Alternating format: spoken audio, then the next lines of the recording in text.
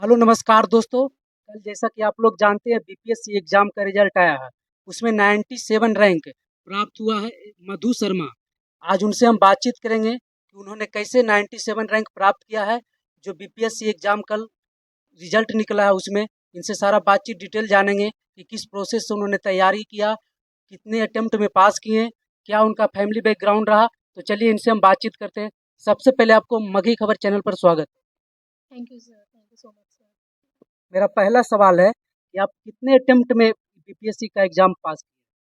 Sir ये मेरा overall fourth attempt है, जिसमें मैं पहले की 3 अटेम्प्ट में पीटी नहीं क्लियर कर पा रही थी, जिसमें एक और फाइनली फोर्थ अटेम्प्ट में मैं पीटी क्लियर कर पाई और साथ ही साथ पिछले 3 बार से और आप मेंस निकाल रहे थे इसका मतलब?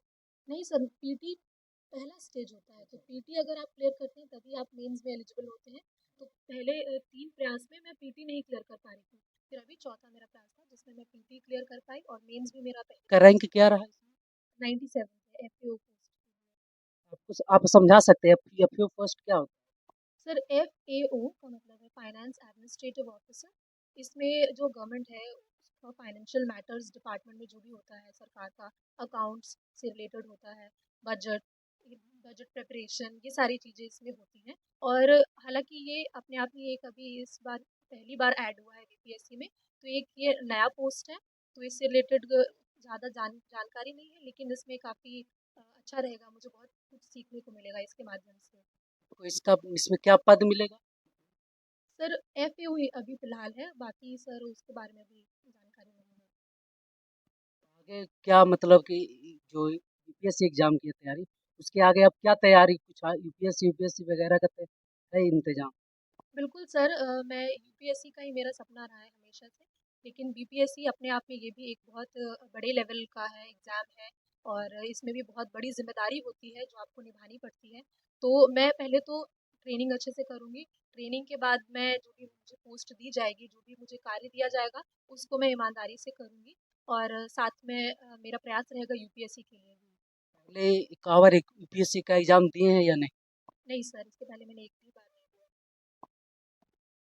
आपका फैमिली बैकग्राउंड क्या है, मतलब जो आपके परिवार के लोग हैं वो क्या क्या काम करते हैं, और इससे पहले कौन कौन से पोस्ट पर रह चुके हैं, किस बैकग्राउंड के हैं?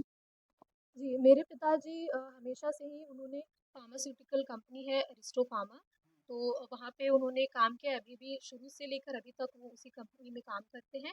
अभी वो एज़ परचेज़ सीनियर एग्ज़ीक्यूटिव काम कर रहे हैं अरिस्टो फार्मा में। मेरी माताजी होम मेकर हैं और मेरे फैमिली में मेरे बड़े भाई हैं जिनका मुझे बहुत ज़्यादा गाइडेंस रहा और सपोर्ट रहा। वो भी बीपीएससी की तैयारी में हैं और मेरी एक छोटी बहन है जिनका इसी बार बीपीएससी टीआरई में सिलेक्शन हुआ है। टीचर वाला। आप जो बीपीएससी का एग्जाम प्रिपरेशन कर रहे थे, उसमें आप कितने घंटे पढ़ाई करते थे? क्या तरीका रहा जो आप पास कर गए? जी, मैं सब मेरा मूल मंत्र यही रहा है, सेल्फ स्टडी रहा है और सेल्फ स्टडी के साथ-साथ आप क्या पढ़ रहे हो ये भी बहुत मैटर करता है। तो मैंने एनसीईआरटी पर बहुत ध्यान दिया, अपने बेसिक्स पर बहुत ध्यान दिया, या जो भी स्टैंडर्ड बुक्स जो कही जाती है, जो सभी को पता है, जैसे पॉलिटी के लिए लक्ष्मीकांत, मॉडर्न हिस्ट्री के लिए स्पेक्ट्रम और साइंस के लिए जो भी हमारी एनसीईआरटी की स्टैंडर्ड बुक्स हैं, उसको फॉलो करना, ये बहुत ज़रूरी है। इससे आपका बहुत अच्छा बेस बनता है। साथ ही साथ करंट अफेयर्स का इस बार भी 69th में काफ़ी ज़्यादा उसमें इम्पोर्टेंस रहा है। अलग लेवल के, हाई लेवल के क्वेश्चंस उसमें आए थे। तो करंट अफेयर्स के लिए मैंने डेली न्यूज़पेपर को फॉलो किया और द हिंदू न्यूज़पेपर मैं डेली पढ़ती थी। साथ ही साथ जब मेरा इंटरव्यू का कॉल आया तो मैं 2 तरह के न्यूज़पेपर, हिंदी भी इंग्लिश भी, दोनों पढ़ने लग गई। तो सर न्यूज़पेपर डेली पढ़ना, एनसीईआरटी जो बेसिक्स हैं उस पर ध्यान देना और सेल्फ स्टडी करना, ये ज़रूरी है सर। तो मेरे हिसाब से यही है। आप जब प्रिपरेशन कर रहे थे तो सेल्फ स्टडी ही किए हैं या फिर कोई टीचर का क्लास व्लास भी लिए? जी, मैंने शुरू से ही सेल्फ स्टडी किया है और यूट्यूब के माध्यम से मुझे मदद मिल जाती थी। टॉपर्स के इंटरव्यूज़ मैं भी देखती थी, तो वो जो भी गाइड करते थे मैं उसको फ़ॉलो करती थी। तो ऐसे कोई मैं इंस्टीट्यूट में नहीं गई थी। मैंने मॉक इंटरव्यू के लिए मैंने मॉक इंटरव्यू दिया था और वैसे मैंने सेल्फ स्टडी ही किया है। पढ़ाई घर में ही रह कर किए हैं? जी बिल्कुल, मैंने 2021 में मेरा पोस्ट ग्रेजुएशन मैंने कंप्लीट किया, मास्टर्स इन कॉमर्स। उसके बाद से मैं बीपीएससी के तैयारी में सिंसियरली लग पाई। तो घर पे ही मैंने किया है। पहले मैं रह रही थी अमरावती यूनिवर्सिटी एनक्लेव में पंचकुला में, वहाँ पर भी मैंने जी सर मैंने पोस्ट ग्रेजुएशन तक 2021 तक मैंने अपना ग्रेजुएशन था पोस्ट ग्रेजुएशन उस पर ध्यान दिया। उसके बाद से मैंने घर पर ही रह के तैयारी की है। उसके बाद मैं जब इसकी 69 की जब मैंने तैयारी स्टार्ट की तब मैं यहाँ गाँव आ गई थी और फैमिली के साथ यहीं पर रही और सारी प्रक्रिया जो भी है मैंने यहीं से करी तैयारी। गाँव में रहने पर क्या-क्या कठिनाई हुई?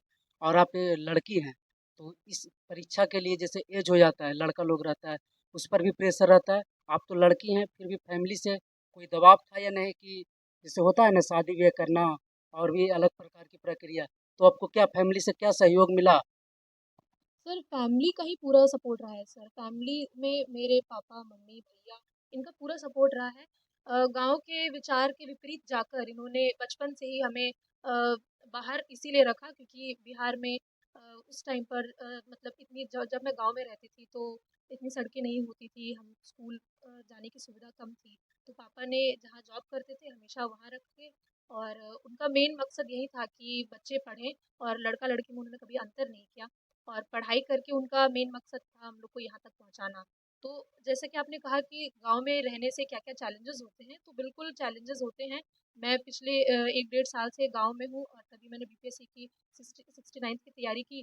तो चैलेंज ये है कि आपको रिसोर्सेज़ थोड़े लिमिटेड हो जाते हैं। आपको अगर कोई भी न्यू स्टडी मटेरियल चाहिए तो आपको पटना जाना पड़ेगा। सारे रिसोर्सेज़ वहीं पर होते हैं। हालाँकि ऑनलाइन से काफ़ी मदद मिला। ऑनलाइन मैं बुक्स ऑर्डर कर लेती थी अपने लिए। न्यूज़पेपर की सुविधा हमारे गाँव के अंदर नहीं है, लेकिन मैं जाती थी वॉक वॉक के बहाने भी जाती थी अपने बहन के साथ और न्यूज़पेपर लेकर आती थी। तो उतना कठिनाई उतनी नहीं हुई, बट हाँ, अच्छा था।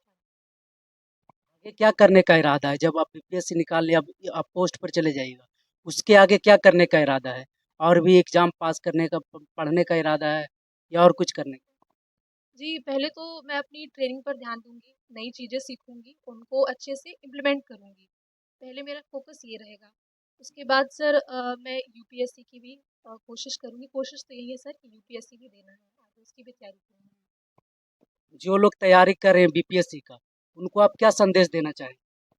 सर सबसे पहला संदेश तो मैं यही देना चाहूँगी कि आपको खुद पर भरोसा रखना पड़ेगा और जो ये प्रक्रिया है उस पर भरोसा करना पड़ेगा।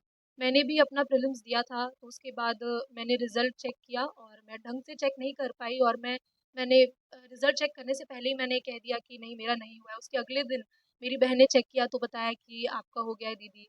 मेंस में भी मैंने ऐसे ही किया क्योंकि मैं बहुत ज़्यादा अंडर कॉन्फिडेंट थी पहले तो इस तरह से आपको अंडर कॉन्फिडेंट नहीं होना है। सबसे पहली बात ये आपको आप जब अपने आप पे भरोसा करोगे तभी आसपास के लोग और आपके घर वाले आप पर भरोसा करेंगे। तो ये मेन चीज़ है और पढ़ाई में तो सर इसमें आपको कंसिस्टेंट रहना बहुत ज़रूरी है और जो बेसिक चीज़ें हैं उसको फॉलो करना है। कितना घंटा पढ़ाई करते थे और लोगों को क्या सलाह देंगे कितना घंटा वो अगर पढ़ाई करें, तो आराम से ये एग्ज़ाम निकाल सकते हैं? और कौन-कौन से सब्जेक्ट पर फ़ोकस करें?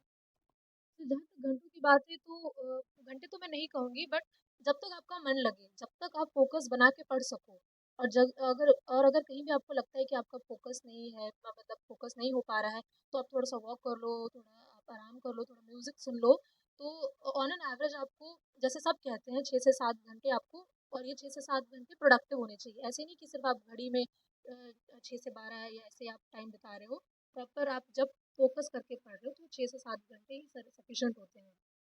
सब्जेक्ट कौन-कौन सा पढ़ें? सर सब्जेक्ट में तो सभी को पता है जैसा कि और मैंने भी जैसा सुना था मैंने भी वैसे ही फॉलो किया, मैं आगे भी वही कहूँगी। जैसे अभी करंट अफेयर्स को आपको ध्यान देना है। नए-नए जो ट्रेंड आ रहे हैं पीवाईक्यू को आपको ध्यान देना है क्योंकि ट्रेंड बदल गया है, स्पेशली पीटी का तो ट्रेंड काफ़ी बदला है। तो आपको पीवाईक्यू के हिसाब से करंट अफेयर्स, इकोनॉमिक्स, पॉलिटी और इन सब चीज़ों पे ध्यान देना है और आपको फाउंडेशन मजबूत रखना पड़ेगा क्योंकि पहले वाली बात नहीं है अभी, चैलेंजिंग हो गया है। तो फाउंडेशन अगर आप मजबूत रखेंगे, एक ही बार मेहनत लगेगी और वो मेहनत आपकी रंग लाएगी। जो आप सब्जेक्ट पढ़ रहे हो उसमें आपको सबसे हार्ड सब्जेक्ट कौन-सा लगा? और सबसे हल्का जो आसान लगा? सर हार्ड तो मैं कहूँगी मुझे साइंस क्योंकि मेरा साइंस बैकग्राउंड नहीं रहा है, तो वो मुझे थोड़ी-सी उसमें दिक्कत होती है। लेकिन उसको भी उसमें भी ख़ैर बेसिक ही आपको पढ़ना होता है, तो उस पर मैंने काम किया और सबसे इंटरेस्टिंग मुझे लगा जो मेरा सब्जेक्ट है इकोनॉमिक्स या जो करंट अफेयर्स है, ये भी बहुत इंटरेस्टिंग लगा। तो ये मुझे अच्छे लगे सब्जेक्ट्स। अच्छा, जब आपको पता चला कि मेरा सिलेक्शन हो गया है, तो आपके गाँव में क्या रिएक्शन था? आपके घर में क्या रिएक्शन? घर में तो जैसा कि सर सबके यहाँ होता है चिल्लाना, कूदना, उछलना सबके बीच में, फैमिली मेंबर्स के बीच में, ये तो सर पहला और ऑनेस्ट रिएक्शन यही था। उसके बाद जब गाँव में लोगों को पता चला तो बहुत खुश हुए सब लोग आए, और सबसे बड़ी बात ये है कि अब लोगों की सोच में परिवर्तन आया कि कोई लड़की भी एग्ज़ाम क्लियर कर सकती है और और अच्छा अचीव कर सकती है अगर वो मेहनत करे तो। तो इसीलिए अब सब कह रहे हैं कि अब वो और भी अपनी बच्चियों को आगे बढ़ाएँगे, तो सर ये सबसे अच्छी बात लगी मुझे। चलिए हमारे साथ थे ये बीपीएससी में 97 रैंक लाए हैं और 470 लड़का लड़की जो भी है सिलेक्शन हुआ इसमें, और इनके साथ इनके माता जी भी जुड़े हुए हैं। ये भी काफ़ी खुश दिख रहे हैं। इनसे हम बातचीत करते हैं। आपको कैसा लगा जब सुने कि मेरी बेटी पास हो गई बीपीएससी में? सर बहुत अच्छा लगा, बहुत खुशी हुआ, बहुत ही अच्छा लगा सर। क्या मतलब बेटी को क्या बताइए समझाइएगा कि अफसर बन के क्या लोगों के प्रति क्या सेवा, कैसी भावना रानी?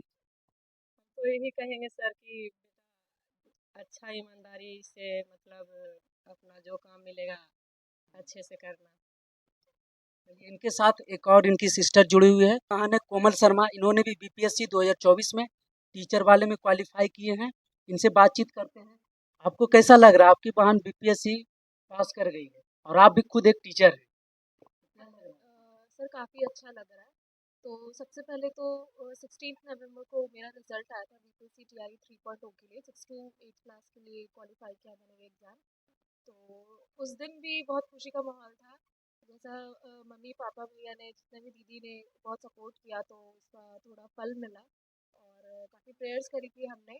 तो फिर उसके बाद 10 दिन बाद हम एक्सपेक्ट कर रहे थे कि 69 बीपीएससी का जो रिजल्ट आएगा, और हमें विश्वास था कि दी भी बहुत अच्छा करेंगी, क्योंकि हमने उन्हें बचपन से देखा है। तो बिल्कुल वो डिज़र्व करती थी, और जैसे ही उनको, जैसे वो मॉक इंटरव्यू में भी गई थी तो उनको जो फीडबैक मिला था तो वो हमें आके बताती थी, हमने उनके वीडियोस वगैरह देखे थे मॉक इंटरव्यू के। तो हमें उम्मीद थी कि दी कर सकती है ये, और वो डिज़र्व करती है, तो उसने वैसा किया।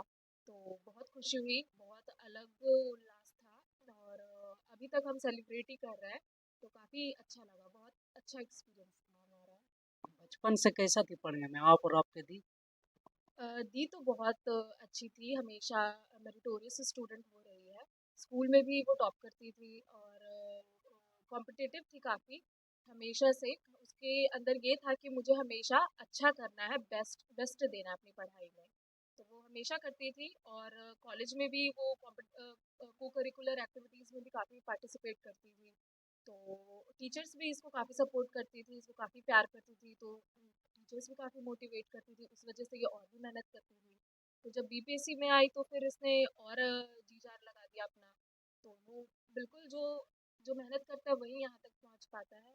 तो वो तो प्रमाण तो हमारे सामने है। एक चीज़ हम पूछना भूल गए थे उनसे कि कौन शुरुआती दौर में कौन से स्कूल से पढ़ाई आप लोग शुरू किए हैं? सरकारी स्कूल, प्राइवेट स्कूल, कोई स्कूल का नाम? बचपन से पहले हम लोग भोपाल में मध्य प्रदेश में रहते थे, और फिर मतलब पापा उस टाइम जो जितना भी वो अर्न करते थे वो काफ़ी हम लोग middle class, lower middle class में आते थे। बट पापा ने कभी कोई पढ़ाई में कभी कोई कॉम्प्रोमाइज़ पापा ने नहीं किया। मतलब कितनी भी कम सैलरी हो, उन्होंने बचपन से उन्होंने सपना देखा था कि मैं बच्चों को पढ़ाई में ज़रूर आगे बढ़ाऊँगा। तो उन्होंने हमें गाँव में नहीं रखा, उन्होंने हमें पहले भोपाल में रखा 15 साल, फिर उसके बाद फिर 10 साल, मतलब मेरे बड़े भाई के जन्म के बाद से फिर उन्होंने चंडीगढ़ में रखा। तो बहुत स्ट्रगल था, हमसे ज़्यादा हमारे पापा ने स्ट्रगल किया है। तो वो काफ़ी फाइनेंशियल प्रॉब्लम भी होती थी, पर पापा ने सोचा कि मैं अगर ये सपना देखता हूँ कि मुझे बच्चियों के लिए कुछ करना है, तो भगवान मेरे लिए रास्ता अपने आप निकालते जाएँगे। तो वैसा ही हुआ, और पापा की मेहनत का ही ये फल है। तो आपका क्या प्लान है? आगे आप भी कुछ बीपीएससी यूपीएससी की तैयारी करिएगा? पहले तो मेरा एम है कि टीचर का जो मेरा रोल है, उसको मुझे अच्छे से करना है, ताकि टीचर भी एक बहुत इम्पोर्टेंट रोल प्ले करती है। पहले मुझे जब भी मैं किसी स्कूल में भी जाती हूँ या मैं ट्रेनिंग पे भी मैं गई थी, तो जो मैंने बच्चों के चेहरे देखे हैं, तो मेरा ये एम है कि मैं बच्चों के लिए सबसे पहले कुछ करूँ। तो जैसे चंडीगढ़ में थे, तो वहाँ के बच्चे थोड़े वेल टू डू भी होते थे, तो लेकिन मेरा हमेशा से एम था कि मैं अपने बिहार के लिए कुछ करूँ। कि मैं बिहार में जो बच्चे हैं जो और हमें तो अभी रूरल एरिया में ज़्यादा हमारी रहेगी। तो मेरा ये है कि जो वहाँ के बच्चे हैं मैं वहाँ के लिए उनके लिए कुछ कर पाऊँ, क्योंकि जो प्राइवेट स्कूल्स में जाते हैं तो उनके लिए तो वैसे भी फैसिलिटीज़ होती हैं, बट जो गवर्नमेंट स्कूल्स के हैं बच्चे जिनके पास ज़्यादा फैसिलिटी नहीं होती है, तो मेरा एम है मैं पहले उनके लिए कुछ करूँ, फिर कुछ सालों बाद मैं बीपीएससी की भी तैयारी करूँ और हायर पोस्ट पे जाऊँ, ताकि मैं और भी मेरे पास पावर रहे, ताकि मैं उनके लिए और भी आगे कुछ कर सकूँ। आपका सिलेक्शन मतलब कितने क्लास से कितने क्लास तक हुआ है, कौन सा? मेरा सिलेक्शन 6 to 8 क्लास के लिए हुआ है फॉर सब्जेक्ट सोशल साइंस। तो चलिए, और इनके साथ इनके 2 भाई भी हैं, जो हमारे साथी हैं, इनसे भी बातचीत करते हैं। तो हमारे साथ इनके 2 भाई जुड़े हुए हैं, लव और मनु। इनसे हम बातचीत करते हैं जब उनकी बहन सिस्टर एक बीपीएससी में टीचर हो गई और एक बीपीएससी में 97 रैंक लाई है। तो इनसे हम बातचीत करते हैं, आपको कैसा लगा पहले जब सुने कि मेरी बहन। तो आप लोग ये वीडियो देख चुके हैं, हालांकि लास्ट में जो था वो पार्ट कट चुका है, इसके लिए सॉरी, लेकिन हम आपको बता दें कि ये दोनों जो बीपीएससी में पास की है, मधु शर्मा और कोमल शर्मा, ये दोनों एक स्थानीय आरपीएस स्कूल में जाकर अपना संबोधन भी दी है, साथ ही वहाँ के शिक्षक जो हैं इन्हें सम्मानित भी किए हैं। तो आप लोग वीडियो में देख सकते हैं ये सारा समारोह भी।